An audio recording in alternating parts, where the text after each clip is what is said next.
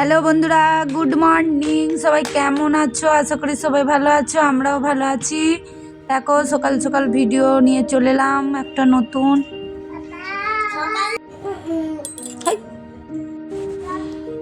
দেখো সকাল সকাল অনেকগুলো বাসন ছিল কাল রাতের বাসনগুলো ধুয়ে মাজা হয়ে গেছে। এই গ্যাসটা মুছে নিয়ে তারপরে ধুয়ে ঘর দর মুছবো। ছেলে উঠে পড়েছে সকালবেলায়,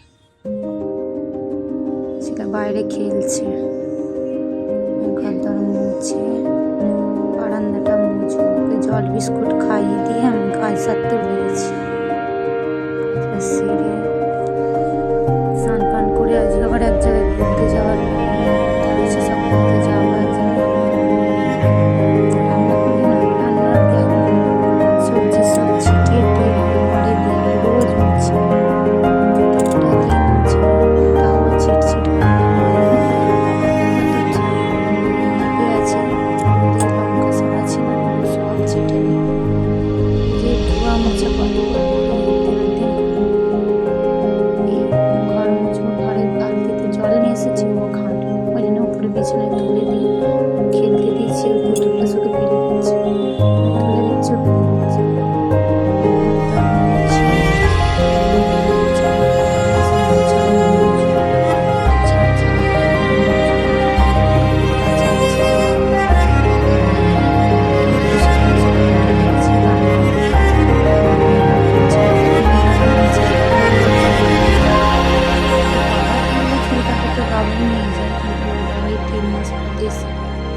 জানুয়ারি মাসে গেছে, এখানে একাই আছে, দুটো বাচ্চা নেই দিল্লিতে। এখানে থাকি, ওর দেশে একটু দরকার বলেও গেছে। ও চলে আসবে এক সপ্তাহ পরে। মেয়েটার হচ্ছে এখন স্কুল ছুটি, পরীক্ষা হয়েছে, রেজাল্ট বেরোবে 30 তারিখ করে। রেজাল্ট বেরিয়ে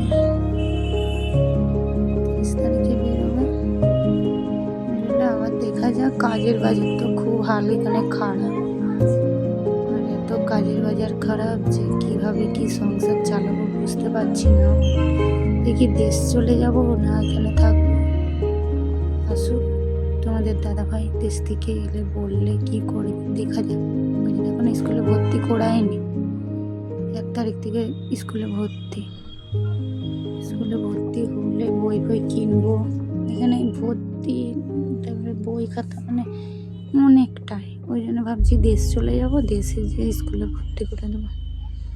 আর এই কাজটা আর্জেন্ট, আমাদের কোলে জমা দিয়ে এসছে, এই অন্যটা জমা দিতে হবে। তোমাদের সাথে কথা বলতে বলতে দেখো কাঁচা হয়ে গেছে, স্নান পুজো দিয়ে সবই হয়ে গেছে। এবারে ধুয়ে নিচ্ছি, নিচে যাব বলে